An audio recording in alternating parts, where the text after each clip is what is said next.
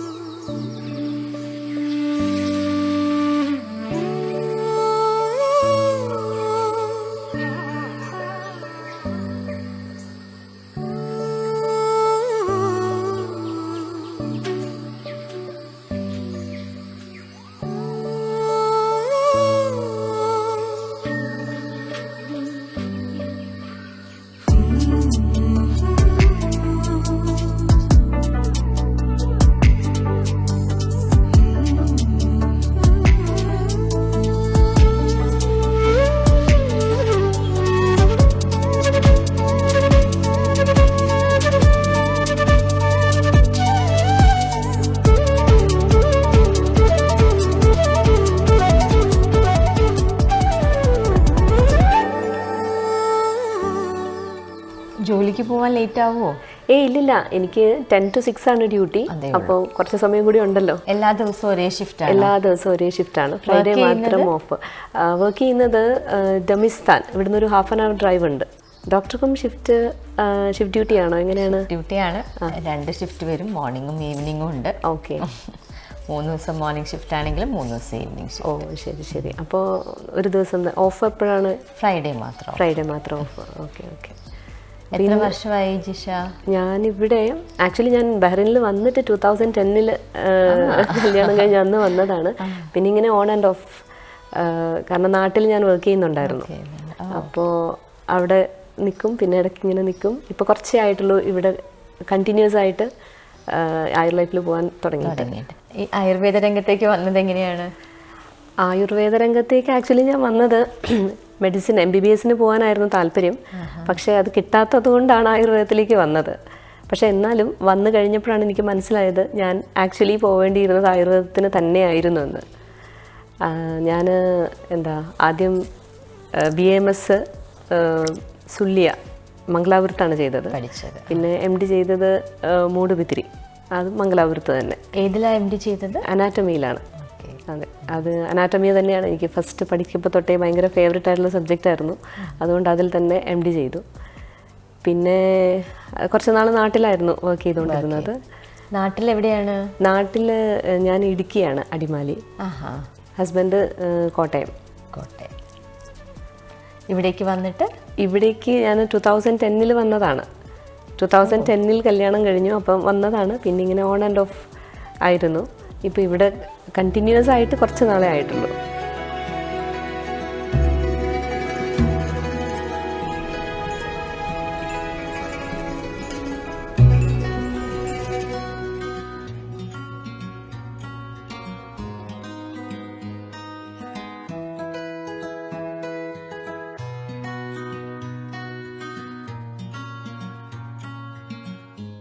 ബഹ്റൈനിൽ വന്ന സമയം തൊട്ട് ഇവിടെ തന്നെയാണോ?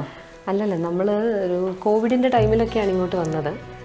അപ്പോൾ ഇതൊരു അൺഫർണിഷ്ഡ് ആയിട്ടുള്ള വില്ലയായിരുന്നു. പിന്നെ നമ്മളുടേതായ ചെറിയ രീതിയിലുള്ള ഡെക്കോസ് ഒക്കെ ഉപയോഗിച്ച്, ഡെക്കോസ് എന്ന് പറഞ്ഞാൽ ഭയങ്കര എക്സ്പെൻസീവ് ആയിട്ടുള്ളതൊന്നും അല്ല കേട്ടോ. മാക്സിമം എല്ലാം റീയൂസ് ചെയ്ത് വേറൊരു രീതിയിൽ നമ്മളതിനെ യൂസ് ചെയ്ത് അങ്ങനെയൊക്കെ ആ ഒരു ട്രഡീഷണൽ വേ ഇഷ്ടമായിരുന്നു. അപ്പോൾ അതിലേക്ക് കൂടുതൽ ശ്രദ്ധ വെച്ചിട്ട് ആ ഒരു രീതിയിൽ അങ്ങ് ഡെക്കോർ ചെയ്തു. കൂടുതൽ ഒരു ട്രഡീഷണൽ രീതിയാണ് ഞാനിവിടെ കാണുന്നത്.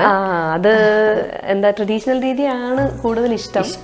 പിന്നെ എപ്പോഴും കളക്ഷൻസും അല്ലെങ്കിൽ നമ്മൾ ചെയ്യുന്ന കാര്യങ്ങളെല്ലാം അതിനോട് ബന്ധപ്പെട്ട് വരുന്നത് കൊണ്ട് മൊത്തത്തിൽ അങ്ങനെ വന്നു. ബഹ്റൈനിലൊരു വീടാണെന്ന് തോന്നുന്നില്ല, നാട്ടിലൊരു തറവാട്ടിലൊക്കെ പോയ ഒരു ഫീലാണ്. അതാ, നാടിനെ മിസ് ചെയ്യുന്നതുകൊണ്ട് ആ നാടിനെ ഇവിടെ റീക്രിയേറ്റ് ചെയ്തതാണ് കാര്യങ്ങളൊക്കെ കൂടുതലും നാട്ടിൽ നിന്നാണോ കൊണ്ടുവരുന്നത് സാധനം? അല്ല, കുറച്ചൊക്കെ നാട്ടിൽ നിന്ന് കൊണ്ടുവരുന്നുണ്ട്. പിന്നെ ഇവിടെ തന്നെ എന്താ പറയാ, പല പല കാര്യങ്ങളും. ഇപ്പോൾ ഈ ഒരു കാര്യം തന്നെ, ഇതൊരു എന്താ പറയാ, ഒരു വാൾ ഡെക്കർ ആണെങ്കിലും ഇത് ആക്ച്വലി ഡോക്ടർക്ക് ഗസ് ചെയ്യാമോ ഇത് എന്ത് തരത്തിലുള്ള ഡെക്കർ? ഫ്രെയിം അല്ലേ ഇത്? ആക്ച്വലി ഒരു ഫ്രെയിം ആയിരുന്നില്ല. നമ്മൾക്ക് ഇവിടേക്ക് വേണ്ടിയിട്ട് ഒരു ടേബിൾ, ഒരു എന്താ പറയാ, ഒരു ടേബിൾ ടോപ്പാണോ? അപ്പൊ ടേബിളിന്റെ കണ്ടപ്പോൾ അതിന്റെ ആ വുഡ് കാർവിംഗ് ഒക്കെ കുറച്ച് ഭംഗിയായിട്ട് തോന്നി. നല്ല ഭംഗിയുണ്ട്. അപ്പൊ അതിന് പിന്നെ നമ്മളിങ്ങനെ ഒന്ന് പ്ലാൻ ചെയ്തു. ഹസ്ബൻഡ് അത് ഡ്രില്ല് ചെയ്യാനും അതിന്റെ കാര്യങ്ങൾക്കൊക്കെ ഹെൽപ്പ് ചെയ്തു. അപ്പൊ ആളിങ്ങനെ അത് പിന്നെ ഫിക്സ് ചെയ്തു. പിന്നെ ഇത് ഈ മണികളാണെങ്കിലും പലതരത്തിലുള്ള സൗണ്ടാണ് ഓരോ മണികൾക്കും.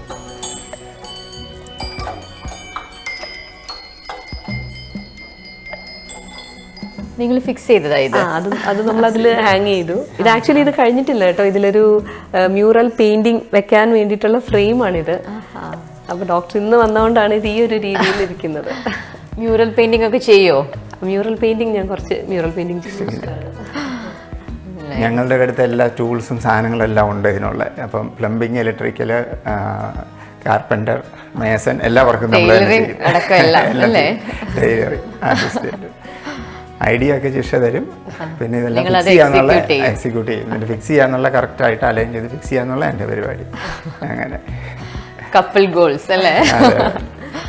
മക്കൾക്ക് ഇതിൽ ഇൻട്രസ്റ്റ് ഉണ്ടോ? പിന്നെ നമ്മളിപ്പോൾ ഞാനിപ്പോൾ പൊക്കത്തിൽ കയറി ഒരു ഇത് ഡ്രില്ലൊക്കെ ചെയ്യുവാണെങ്കിൽ കുട്ടികളായിരിക്കും ഇത് എടുത്തു തരുന്നത്. അപ്പം അതിൻ്റെ റോൾ ബോൾക്കും അതിന് വേണ്ട സാധനങ്ങളൊക്കെ എടുത്തു തരുന്നവരായിരിക്കും.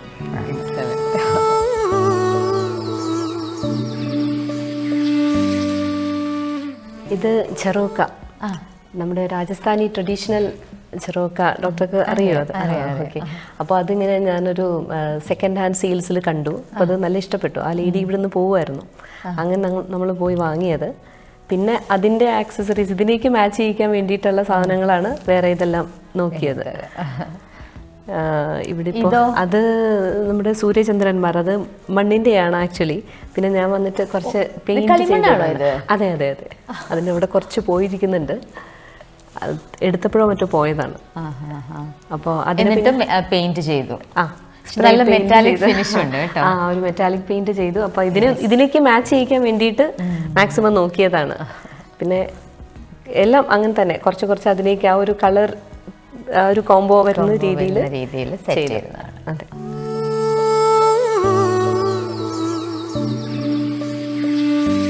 ഇതും ക്ലേ ആണ്. ക്ലേയിൽ അതേപോലെ തന്നെ മെറ്റാലിക് പെയിന്റിങ് ചെയ്തിട്ട് വെച്ചിട്ടുണ്ട്. നല്ലൊരു ഷെയ്ഡ് എഫക്റ്റ് ഒക്കെ ഉണ്ടല്ലോ. ഇത് എങ്ങനെയാ കൊടുത്തത്? അത് ആക്ച്വലി സ്പ്രേ പെയിന്റും അക്രലിക്കും മിക്സ് ചെയ്തിട്ട് ചെയ്യാം. അപ്പോൾ ആ ഒരു തീമിലേക്ക് വരാൻ വേണ്ടി തന്നെയാണ് ആ സെയിം പെയിന്റ് തന്നെ ഇവിടെയും യൂസ് ചെയ്തു. ക്ലേ ആണെന്ന് പറയില്ല.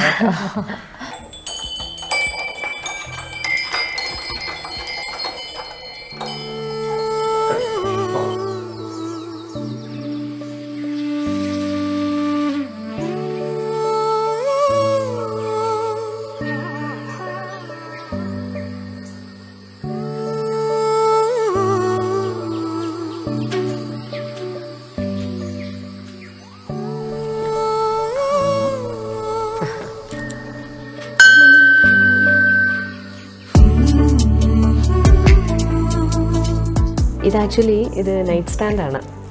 അപ്പോൾ ഞാനൊരു തുളസിത്തറ നോക്കി നടക്കായിരുന്നു. ആ സമയത്ത് നമ്മുടെ ഇസാ ടൗൺ ബസാർ, അവിടെ യൂസ് ബസാർ ഉണ്ടല്ലോ, അവിടെ ഇതിങ്ങനെ കണ്ടപ്പോൾ എനിക്കിതിൻ്റെ ആ ഒരു ആൻറ്റിക് ലുക്ക് ഉണ്ടല്ലോ, ആ ഒരു ട്രഡീഷണൽ ലുക്ക് അത് ഇഷ്ടപ്പെട്ടു. അതെ അതെ, ആ ബ്രാസ് വർക്ക് ഒക്കെ വന്നതുകൊണ്ട് അത് വാങ്ങിയത് വളരെ യൂസ് ബസാർ ആയതുകൊണ്ട് തന്നെ വളരെ കുറഞ്ഞ വിലയ്ക്ക് കിട്ടി. പിന്നെ അതിനെ പുറത്ത് വെക്കാൻ തോന്നിയില്ല, വുഡല്ലേ ചീത്തയായി പോകുമല്ലോ എന്ന് വിചാരിച്ചിട്ട് അതിനെ മാറ്റി അത് അകത്തേക്ക് വെച്ചപ്പോൾ തുളസിത്തറ പുറത്ത് തകത്തായി, തുളസിക്ക് പകരം വേറൊരു ചെടിയായി.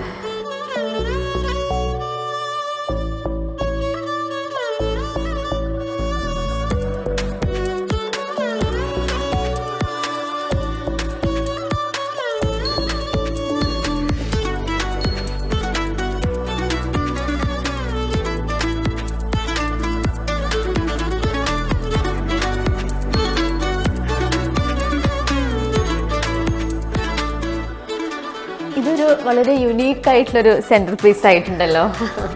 ഇത് ആക്ച്വലി ഈ യുണീക്ക് പീസിന് വേണ്ടിയിട്ട് ഉണ്ടാക്കിയതാണ്. എങ്ങനെയുണ്ട് കൃഷ്ണൻ? ബ്യൂട്ടിഫുൾ.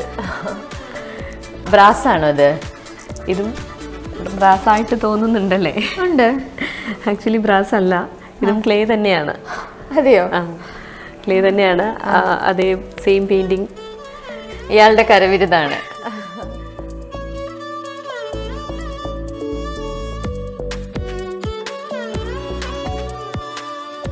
ഇതിൻ്റെ ഇവിടെ ഇത് ആക്ച്വലി ഒരു ഡാമേജ് വന്ന സ്ഥലമായിരുന്നു. പിന്നെ ഇതിന് ഓടക്കുഴലില്ലായിരുന്നു.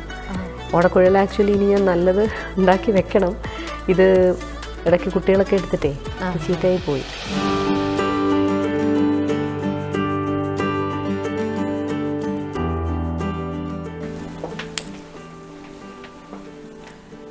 ഇത് ആക്ച്വലി ചെറിയ ചെറിയ ബോക്സസ് ഇങ്ങനെ എല്ലാ സാധനങ്ങളും ഇപ്പോൾ സ്കൂളിൽ സ്റ്റേഷനറി ഐറ്റംസും നമ്മുടെ വീട്ടിലെ സാധനങ്ങളും ഇത് കുട്ടികളുടെ കളിക്കുന്ന എന്താ പറയുക ടോയ്സും പിന്നെ അവരുടെ അങ്ങനത്തെ ക്രാഫ്റ്റ് ഐറ്റംസ് ഇതൊക്കെ നമുക്ക് ഭയങ്കര ബുദ്ധിമുട്ടായിരിക്കില്ലേ കണ്ടുപിടിക്കാൻ. അതുകൊണ്ട് അതെല്ലാം ഓരോ ബോക്സിലായിട്ട് ഓർഗനൈസ് ചെയ്ത് വെച്ചിരിക്കുകയാണ്.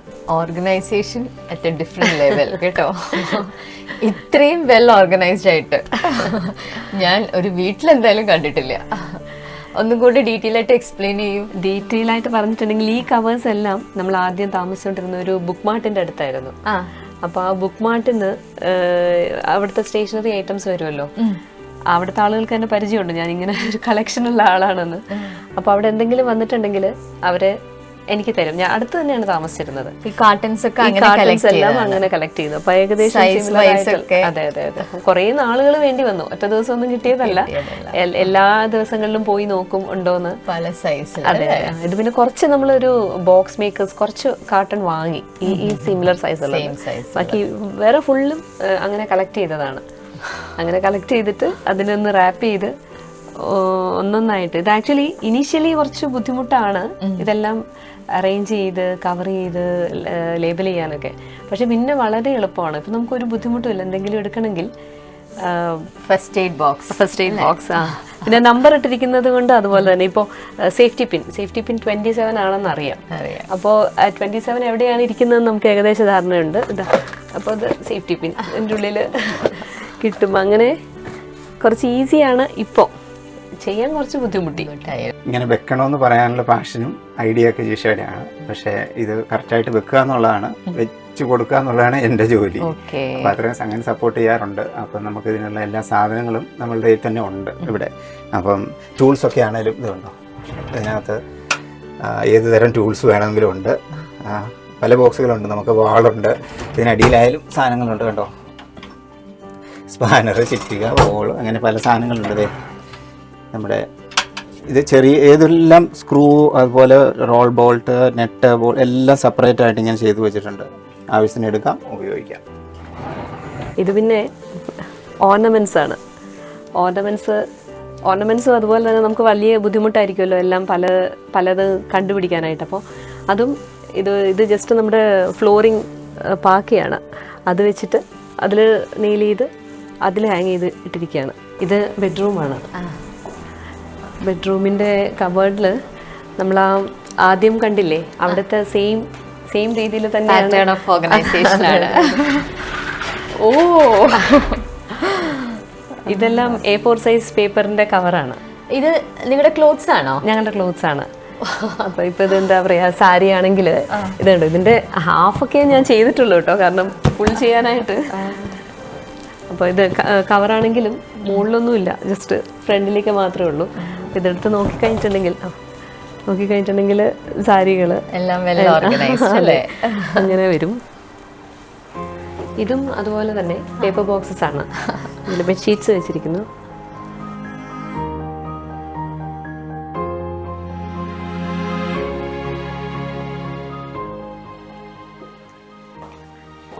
ഇതും കബോർഡ് അതുപോലെ തന്നെ ഓർഗനൈസ് ചെയ്തിട്ടുള്ളത്.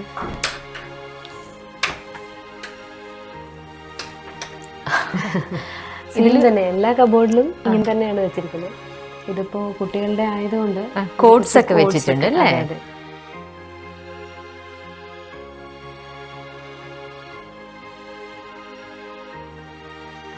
മോന്റെ ഹോം ഡ്രസ് ആണ് അല്ലേ? ആ അതെ അതെ. When a flower doesn't bloom, you fix the environment in which it grows, not the flower. Wow. ഇത് കോഡ്സ് ഇങ്ങനെ വെച്ചാൽ എന്താണെന്ന് വെച്ചാൽ കുട്ടികൾ ഡ്രസ്സ് എടുക്കാൻ വരുമ്പോഴും എപ്പോഴും അവരിത് കാണുന്നത് കൊണ്ട് അങ്ങനെ അവരുടെ മനസ്സിൽ ശ്രദ്ധിക്കട്ടെ. പതിയും. അതെ അതെ. അതെ. അങ്ങനെ ഞാൻ ഇടയ്ക്കിടയ്ക്ക് കോഡ്സ് മാറ്റി വെക്കാറുണ്ട്. പിന്നെ ഈ കോഡ്സ് ഒക്കെ അവർ യൂസ് ചെയ്യാറുണ്ട് കേട്ടോ. അവർ ഈ എസ് എ റൈറ്റിംഗ് കോമ്പറ്റീഷൻസിലും അങ്ങനെയൊക്കെ വരുമ്പോൾ ഇതൊക്കെ അവർക്ക് വരാറുണ്ട് ഇടയ്ക്കൊക്കെ. നാച്ചുറലി അത് മനസ്സിൽ വരും ഇതിങ്ങനെ കണ്ടിട്ട്. ശരിയാണ്. അത് അങ്ങനെ ചെയ്യുമ്പോൾ വീണ്ടും അത് മാറ്റി വെക്കാനും ഒരു ഇൻസ്പിറേഷൻ ഉണ്ട്. ബുക്സ് ഒക്കെ നല്ല ഓർഗനൈസ്ഡ് ആയിട്ട് വെച്ചിട്ടുണ്ട് അല്ലേ? അത് കുട്ടികൾ അവർ വായിച്ചു കഴിയുമ്പോൾ കറക്റ്റായിട്ട് തിരിച്ചു വെക്കാൻ ചെറുപ്പം തൊട്ട് അവർക്കൊരു ശീലം ഉള്ളതുകൊണ്ട് ഇപ്പോഴും അങ്ങനെ തന്നെ ചെയ്യും. ഇങ്ങനെയെല്ലാം ഓർഗനൈസ്ഡ് ആയിട്ട് വെക്കുന്ന ഒരു രീതി ചെറുപ്പം തൊട്ടേ ഉള്ളതാണോ? അങ്ങനെ ചോദിച്ചാൽ ചെറുപ്പത്തിലെ കുറച്ച് നാളായിരിക്കും ഒരുപക്ഷെ ഞാനിങ്ങനെ ഓർഗനൈസ്ഡ് ആയിട്ട് വന്നതെന്ന് എനിക്ക് തോന്നുന്നു. കാരണം ഞാൻ ഒറ്റക്കുട്ടിയാണ്, സിബ്ലിങ്സ് ഇല്ല. അപ്പോൾ അച്ഛനും അമ്മയും ജോലിക്ക് പോയി കഴിയുമ്പോൾ ഞാൻ വീട്ടിൽ തനിച്ചേ ഉണ്ടാവുള്ളൂ. പിന്നെ ഇന്നത്തെ പോലെ മൊബൈലൊന്നും ഇല്ലല്ലോ അന്ന്.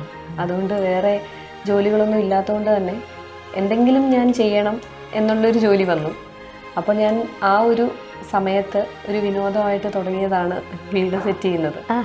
പിന്നെ അതുപോലെ തന്നെ ഗാർഡനിങ് ഒക്കെ. ഒറ്റയ്ക്കാണോ അതിലേക്കൊക്കെ? അതെ ഒറ്റയ്ക്ക്. അതുപോലെ എൻ്റെ വീട്ടിൽ അങ്ങനെ വരയ്ക്കുന്ന വേറെ ആൾക്കാരൊന്നും ഇല്ല. അതും ഒരുപക്ഷെ ഞാൻ ഈ തന്നെ ഇരുന്നതിൻ്റെ ഭാഗമായിട്ട് തുടങ്ങിയ. പ്രത്യേകിച്ച് എന്തെങ്കിലും ഇൻസ്പിറേഷൻസ് ഉണ്ടോ? ആരെങ്കിലും ഇൻഫ്ലുവൻസ് ചെയ്തിട്ടുണ്ടോ? അങ്ങനെയൊക്കെ ചോദിച്ചാൽ എനിക്കറിയില്ല. ആ സമയത്ത് എനിക്ക് തോന്നുന്നു ഞാൻ ഈ ഒറ്റയ്ക്കിരുന്ന സമയത്ത് ബോറടി മാറ്റാൻ ഓരോന്ന് ഇങ്ങനെ ചെയ്ത് തുടങ്ങിയതാണെന്ന് തോന്നുന്നു. പിന്നെ സ്കൂള് കഴിഞ്ഞിട്ട് ഞാൻ കോളേജിലെത്തുമ്പോൾ ഞാൻ ആദ്യം ഒരു കോൺവെന്റിൽ ഹോസ്റ്റലിലായിരുന്നു. അപ്പോഴാണ് എനിക്ക് മനസ്സിലായത്, ഞാൻ ആദ്യം എനിക്കറിയില്ലായിരുന്നു ഞാൻ മാത്രം വെക്കുന്നോ വേറെ എല്ലാവരും വെക്കുന്നില്ലെന്നോ. അപ്പോൾ ആ സമയത്തൊക്കെയാണ് എനിക്ക് ഈ സിസ്റ്റേഴ്സിൻ്റെ ഒക്കെ കോൺവെന്റ് ആയതുകൊണ്ട് അവിടെ നിന്നൊക്കെ കുറച്ച് നല്ല എന്താ പറയുക കുറച്ച് പ്രോത്സാഹനങ്ങൾ കിട്ടി. നന്നായിട്ടാണ് റൂം കീപ്പ് ചെയ്യുന്നത് എന്നൊക്കെ.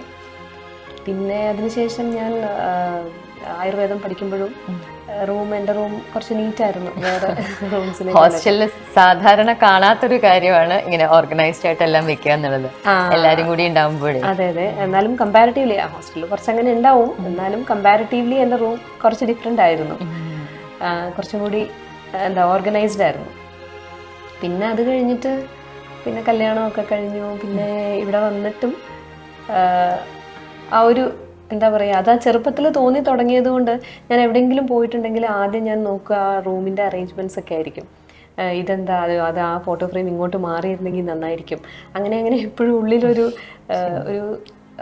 ഒരു തോന്നലുണ്ട്. പിന്നെ ഒരുപാട് പ്രാവശ്യം ഞാൻ വിചാരിച്ചിട്ടുണ്ട് ഇന്റീരിയർ ഡിസൈനിങ്ങിൻ്റെ കോഴ്സ് ചെയ്യണം, നടന്നിട്ടില്ല ഇതുവരെ. അങ്ങനെയൊക്കെയുള്ള യൂട്യൂബ് വീഡിയോസ് എന്തെങ്കിലും ചാനൽസ് ഒക്കെ ഫോളോ ചെയ്യാറുണ്ടോ ഇങ്ങനെ ഇൻസ്പിറേഷൻ കിട്ടാൻ വേണ്ടിയിട്ട്? DIY ചാനൽസ് ഒക്കെ ഫോളോ ചെയ്യാറുണ്ട്. DIY അങ്ങനെയാണ് കുറേ. പിന്നെ എനിക്ക് തോന്നുന്നത് കുറേ കാര്യങ്ങൾ നമ്മൾ തന്നെ ഇങ്ങനെ ചിന്തിച്ച് കഴിയുമ്പോഴത്തേക്ക് അതിനൊരു സൊല്യൂഷൻ വന്നിട്ട് അതൊരു ഡോപ്പമിൻ റിവാർഡാണ്. എനിക്ക് ശരിക്കും അത് ചെയ്ത് കഴിയുമ്പോൾ ഭയങ്കര സന്തോഷം. അതെ അതെ. അപ്പോൾ അതുകൊണ്ട് അത് വീണ്ടും വീണ്ടും കൂടുതലും സ്വന്തം ക്രിയേറ്റിവിറ്റി തന്നെയാണെന്ന് പറയാം. എല്ലാം ആയിരിക്കണം എന്നില്ല കേട്ടോ, ചിലതൊക്കെ നോക്കിയിട്ടൊക്കെ ഉണ്ടാവും. പക്ഷെ അധികവും അങ്ങനെയൊക്കെ തന്നെയാണ്. ഇതിങ്ങനെ എന്താ പറയണേ, വന്ന് സംഭവിക്കുന്നതാണ്. കുറച്ച് സാധനങ്ങൾ അവിടെ ഉണ്ടാവും, അല്ലാതെ അതിനു വേണ്ടി ഒന്നും ചെയ്യുന്നതല്ല. ആ ഉള്ള സാധനങ്ങൾ കൊണ്ട് എങ്ങനെ റീപർപ്പസ് ചെയ്യാം, എങ്ങനെ അപ്സ്കെയിൽ ചെയ്യാം എന്നുള്ളതാണ്. അതാണ് ഞാൻ ഇവിടെ ശ്രദ്ധിച്ചത്. അതെ അതെ. ഒന്നും ഒട്ടും എക്സ്പെൻസീവ് ആയിട്ടുള്ള ഒന്നുമില്ല. എല്ലാം എങ്ങനെയൊക്കെയോ വന്നു, അതിനെ എങ്ങനെ അറേഞ്ച് ചെയ്ത് വെച്ചിരിക്കുന്നു, അത്രയേ ഉള്ളൂ.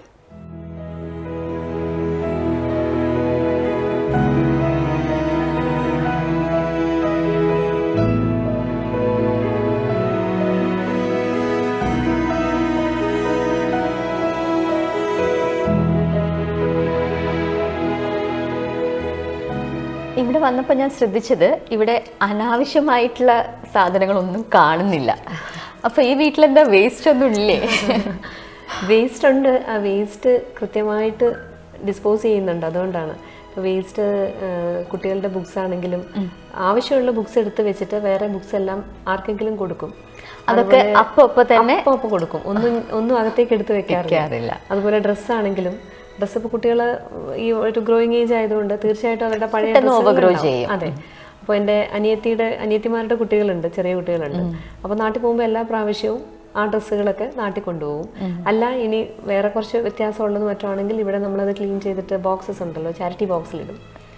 പിന്നെ ഡ്രസ്സുകളാണെങ്കിലും അതെ, ഇങ്ങനെ പലരും നമ്മൾ സൂക്ഷിച്ച് വെക്കാറുള്ള എന്താ, ഞാൻ മെലിഞ്ഞിട്ടിടാം, ഞാൻ അങ്ങനെ അവസരത്തിലാവട്ടെ. അതെ അതെ, അങ്ങനെയൊന്നും വെക്കാറില്ല. സാധാരണ അനീഷേട്ടൻ കുറച്ചൊക്കെ വെക്കാറുണ്ടായിരുന്നു.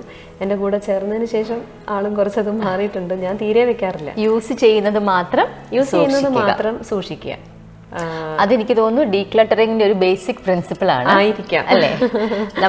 നമ്മൾക്ക് ഇഷ്ടമില്ലാത്ത, നമ്മൾ ഉപയോഗിക്കാത്ത, നമ്മൾക്ക് ഏതെങ്കിലും രീതിയിൽ വാല്യൂ ആഡ് ചെയ്യാത്ത ഒരു കാര്യം നമ്മൾ സൂക്ഷിക്കേണ്ട ആവശ്യമില്ല.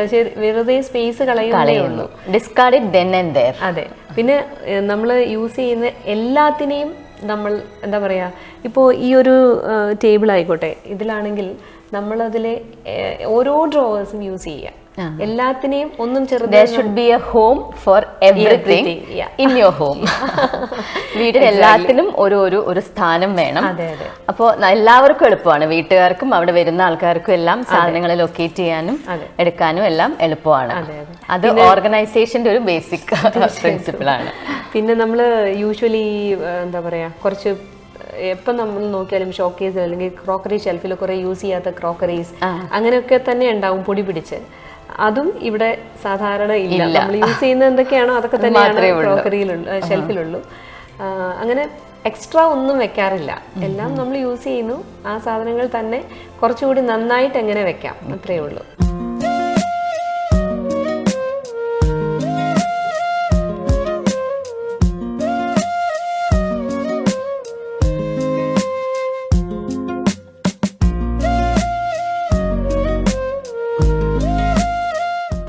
ഗാർഡനിങ് താല്പര്യം ഉണ്ടെന്ന് പറഞ്ഞു, എന്നാൽ ഇവിടെ GCCയിൽ ഇങ്ങനെ ഇത്രയും പൂച്ചെടികൾ വളർത്താന്ന് പറയുന്നത് ഒരു ചാലഞ്ച് അല്ലേ? ഈ ക്ലൈമറ്റ് വെച്ച് അതൊരു ചാലഞ്ചാണ്. പക്ഷേ പൂക്കളോടുള്ള അതിയായ ഇഷ്ടം കാരണം അതങ്ങ് നടന്നു പോകുന്നു. അപ്പോൾ ഇതിൻ്റെ വളവും അങ്ങനത്തെ കാര്യങ്ങളിലൊക്കെ കുറച്ച് നാട്ടിലെ പോലെ അല്ലല്ലോ, ക്ലൈമറ്റിൽ മൊത്തത്തിൽ ചേഞ്ച് ഉണ്ട്. ഇവിടെ ഒരു ഫാമുണ്ട്, ആ ഫാമിൽ പോയിട്ട് നമ്മൾ അവിടുന്ന് തന്നെ പച്ച ചാണകം അത് വാങ്ങിച്ച് ഇട്ട് അങ്ങനെ കുറച്ച് ബുദ്ധിമുട്ടുണ്ട്. പിന്നെ കൃത്യസമയത്ത് വെള്ളമൊക്കെ അനീഷേട്ടനാണ് നനയ്ക്കുന്നത്. അതൊക്കെ കറക്റ്റായിട്ട് നമ്മൾ നോക്കിയെങ്കിൽ മാത്രമേ പൂക്കൾ നിൽക്കുള്ളൂ. പിന്നെ ഈ എന്താ പറയുക, ജൂൺ സമയമാകുമ്പോഴേക്കും എല്ലാം പോകും. പിന്നെ പിന്നെ വീണ്ടും അടുത്ത സെപ്റ്റംബർ തൊട്ട് വീണ്ടും ഇതിനുള്ള ഒരുക്കങ്ങളെല്ലാം തുടങ്ങുന്നു അല്ലേ? ഇപ്പോൾ കുറേ തരത്തിലുള്ള പൂക്കൾ നമുക്കുണ്ട്. ജെറേനിയം മെയിനായിട്ട്, ഇതൊക്കെ ജെറേനിയാണ്. അതുള്ളതും പല കളേഴ്സ് ഉണ്ട് അല്ലേ? Red, orange, pink, white. അതെ അതെ. പിന്നെ മാരിഗോൾഡ് ഉണ്ട്, പിന്നെ വിങ്ക, പെറ്റൂണിയ, അതൊക്കെ സീസണൽ ഫ്ലവേഴ്സ്. ഇവിടെ പിന്നെ അങ്ങനെ പറ്റുള്ളൂ. ബോഗൻവില്ല എനിക്ക് തോന്നുന്നു അതെ പെരിനിയലാണ്. അങ്ങനെ കുറേ ഫ്ലവേഴ്സ്, അതെല്ലാം അങ്ങനെ തന്നെയാണ്. സമ്മർ ആകുമ്പോഴേക്കും എല്ലാം പോകും.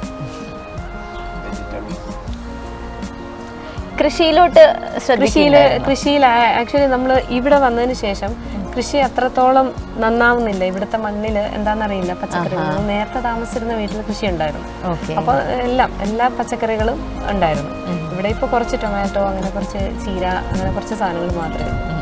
ഇപ്പോൾ സമ്മർ ആവുന്നു, പൂക്കളൊക്കെ വാടി തുടങ്ങുന്നു അല്ലേ? അതെ അതെ. ഇനിയിപ്പോൾ അടുത്ത വിന്ററിൽ ഇനിയും കൂടുതൽ പൂക്കളുമായിട്ട് ഈ ഗാർഡൻ മനോഹരമായിട്ട് വരട്ടെ. അതെ അതെ.